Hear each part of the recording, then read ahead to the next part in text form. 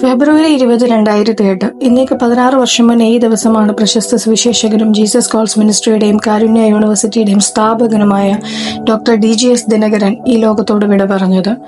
1935 July മാസം 1-ാം തീയതി മദ്രാസിലെ തിരുനെൽവേലി ഡിസ്ട്രിക്റ്റിലായിരുന്നു അദ്ദേഹത്തിന്റെ ജനനം. മദ്രാസ് യൂണിവേഴ്സിറ്റിയിൽ നിന്ന് കണക്കിൽ ബിരുദമെടുത്തെങ്കിലും യൗവന കാലഘട്ടത്തിൽ നേരിട്ട ദാരിദ്ര്യവും അമ്മയുടെ രോഗവും ജോലിയില്ലായ്മയും പരാജയവും എല്ലാം കൊണ്ട് തകർന്ന് മരിക്കാൻ തീരുമാനമെടുത്ത റെയിൽവേ പാളത്തിലൂടെ നടന്നു നീങ്ങിയപ്പോൾ യാദൃശ്ചികമായി കണ്ടുമുട്ടിയ തന്റെ അങ്കിളിലൂടെ ദൈവത്തിന്റെ സ്നേഹം അറിയാൻ കഴിഞ്ഞത് അദ്ദേഹത്തിന്റെ ജീവിതത്തിന്റെ ദിശ മാറ്റിമറിച്ചു. യേശുവിനായി അദ്ദേഹം തന്റെ ജീവിതം സമർപ്പിച്ചു. തുടർന്ന് സ്റ്റേറ്റ് ബാങ്ക് ഓഫ് ഇന്ത്യയിൽ ജോലിക്ക് പ്രവേശിച്ച അദ്ദേഹം 1989 ഓഗസ്റ്റ് മാസം 17-ാം തീയതി സ്റ്റെല്ലയെ അദ്ദേഹത്തിന്റെ ജീവിത പങ്കാളിയായി തെരഞ്ഞെടുത്തു. അവർക്ക് പോൾ, ഇവാഞ്ചലിൻ എന്നിങ്ങനെ 2 കുഞ്ഞുങ്ങളെ കർത്താവ് ദാനം ചെയ്തു. എങ്കിലും ദൈവത്തിനു വേണ്ടി ഒന്നും ചെയ്യാനില്ലാതെ ഒരു ഡെഡ് ക്രിസ്ത്യനായി അഥവാ ചത്ത ക്രിസ്ത്യാനിയായി ജീവിക്കുന്നതിൽ അദ്ദേഹത്തിന്റെ മനസ്സ് വളരെ അസ്വസ്ഥമായിരുന്നു. അങ്ങനെ നീണ്ട നാളത്തെ പ്രാർത്ഥനകൾക്കും ബൈബിൾ പഠനത്തിനും കാത്തിരിപ്പിനും ഒടുവിൽ 1962 ഒക്ടോബർ മാസം 10-ാം തീയതി പരിശുദ്ധാത്മാവിന്റെ ശക്തമായ ഒരു ഇടപെടൽ അദ്ദേഹത്തിന്റെ ജീവിതത്തിലുണ്ടായി. യേശു ദിനകരനോട് സംസാരിച്ചു. ഞാൻ നിനക്കൊരു അത്ഭുത ശക്തി തരും.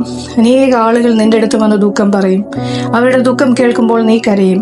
നീ കരയുമ്പോൾ ഞാൻ അവരുടെ കണ്ണുനീർ തുടയ്ക്കും. ജീസസ് കോൾസ് എന്ന മിനിസ്ട്രിയുടെയും ദിനകരൻ എന്ന ചെറിയ മനുഷ്യന്റെ വലിയ ശുശ്രൂഷയുടെയും തുടക്കം അവിടെ നിന്ന് ആരംഭിച്ചു. 1970-കളിൽ പ്രഭാത ധ്യാനങ്ങളിലൂടെ ആരംഭിച്ചു. പിന്നീട് 1973 ജീസസ് കോൾസ് മാഗസിൻ, 1980 സുവിശേഷത്തിനായി ചെറുപ്പക്കാരെ പരിശീലിപ്പിക്കുന്ന ഇൻസ്റ്റിറ്റ്യൂട്ട് ഓഫ് പവർ മിനിസ്ട്രി, പിന്നീട് അനേക വിഷയങ്ങൾക്ക് വേണ്ടി പ്രാർത്ഥിക്കുന്ന 24/7 prayer towers, 1993 Bethesda prayer centre, പിന്നീട് TV programmes, 1986 Karunya institute of technology. ഇങ്ങനെ നീളുന്നു ദൈവാത്മ പ്രേരണയാൽ ദിനകരനിലൂടെ സ്ഥാപിക്കപ്പെട്ട ശുശ്രൂഷകൾ. ദിനകരന്റെ പ്രവർത്തന മേഖല അധികമായി മദിരാശിയായിരുന്നു. മദിരാശി എന്നാൽ നാടുകൂടികളുടെ നാടാണ്. നാട് വിട്ടു വന്നവർ, ജോലി തേടി വന്നവർ, പലതരം മോഹങ്ങളുമായി വന്നവർ, ഇങ്ങനെ പലതരത്തിലുള്ള ആളുകൾ. അവരുടെ ഉള്ളിന്റെ ഉള്ളിലെ നിരാശയുടെ, വേദനയുടെ ഇരുളടഞ്ഞ അറകളിലേക്ക് യേശുവിന്റെ സ്നേഹത്തിന്റെ പ്രകാശം അദ്ദേഹം കയറ്റിവിട്ടു. അദ്ദേഹത്തിന്റെ വ്യക്തിപരമായ ജീവിതത്തിലും അനേകം ശോധനകൾ അദ്ദേഹത്തിനുണ്ടായി.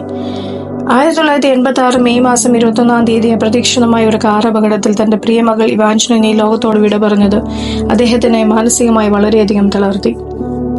അന്ന് ആശുപത്രി വളപ്പിൽ തടിച്ചുകൂടിയ ജനാവലിയിൽ നിന്നും സുവിശേഷകർ വന്ന നിർജീവ ശരീരത്തിന്റെ മുന്നിൽ നിന്ന് ഇവാഞ്ചലിൻ എഴുന്നേൽക്ക, യേശുവിന്റെ നാമത്തിൽ എഴുന്നേൽക്ക എന്ന് പറഞ്ഞുകൊണ്ടേയിരുന്നു. കാരണം ദൈവസ്നേഹത്തെ തങ്ങളിൽ എത്തിച്ച, അനേകരുടെ കണ്ണുനീർ തുടച്ച ദിനകരന്റെ മകൾ മരിക്കയില്ല എന്നവർ വിശ്വസിച്ചു. എങ്കിലും ആ മകൾ മരിച്ചു. ദിനകരൻ 6 ആഴ്ചയോളം മുറിക്കുള്ളിലിരുന്ന് ഒരു ചോദ്യം തന്നെ പല ആവർത്തി ദൈവത്തോട് ചോദിച്ചു. എനിക്ക് എന്തുകൊണ്ട് ഇത് സംഭവിച്ചു? എന്നോട് എന്തിനത് ചെയ്തു?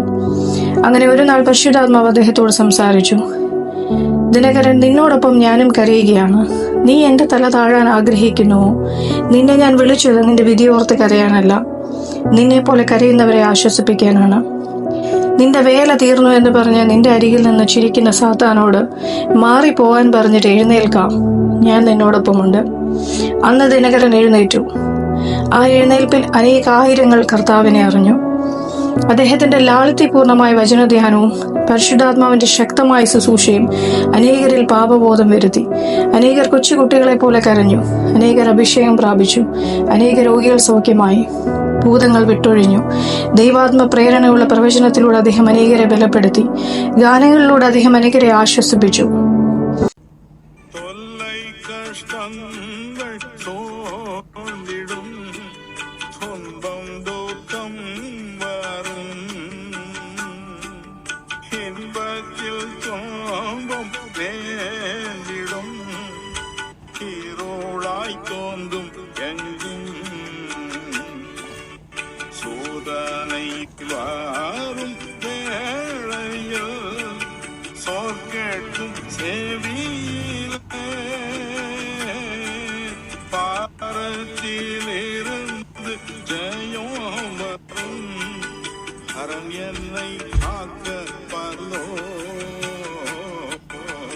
സ്നേഹത്തിന്റെ അപ്പോസ്തലനായിരുന്നു ദിനകരൻ.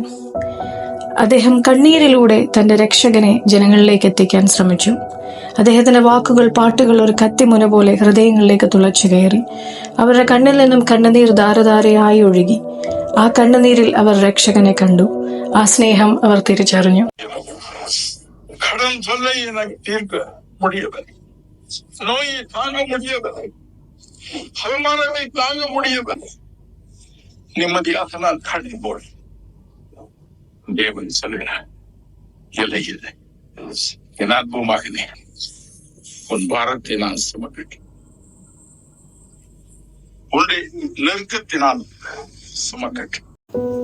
അങ്ങനെ ഫെബ്രുവരി മാസം 20 തീയതി 2008 സ്നേഹത്തിന്റെ അപ്പോസ്തോലൻ എന്ന ലോകം വാഴ്ത്തിയ ദിനകരൻ താൻ പ്രിയം വെച്ച കർത്താവിന്റെ സന്നിധിയിൽ ചേർക്കപ്പെട്ടു. അദ്ദേഹത്തിലൂടെ കർത്താവിനെ അറിയാൻ ഭാഗ്യം ലഭിച്ച ഒരു പിതാവിന്റെ മകൾ എന്ന നിലയിൽ ഡോക്ടർ DGS ദിനകരനെ നന്ദിയോടെ ഓർക്കുന്നു. ദൈവാത്മാവ് എന്നോട് എന്ത് സംസാരിച്ചു എന്ന് ചോദിച്ചൊരു വ്യക്തിയോട് ഒരിക്കൽ ദിനകരൻ ഇങ്ങനെ പറഞ്ഞു: എന്നും യേശു നിന്റെ അരികിൽ തന്നെ ഉണ്ടായിരുന്നു. നീ തിരക്കിലായതുകൊണ്ട് നീ കണ്ടില്ലെന്ന് മാത്രം. ദൈവത്തിന് നിന്നോട് സംസാരിക്കാനും ഉണ്ടായിരുന്നു. പക്ഷേ നിന്റെ ഫോണിൽ നീ പലരോടും സംസാരിച്ചു കൊണ്ടിരുന്നതുകൊണ്ട് കേട്ടില്ലെന്ന് മാത്രം. അതുപോലെ നമ്മുടെ അരികിലുള്ള യേശുവിൻ്റെ സാന്നിധ്യം നമുക്കറിയാൻ കഴിയട്ടെ.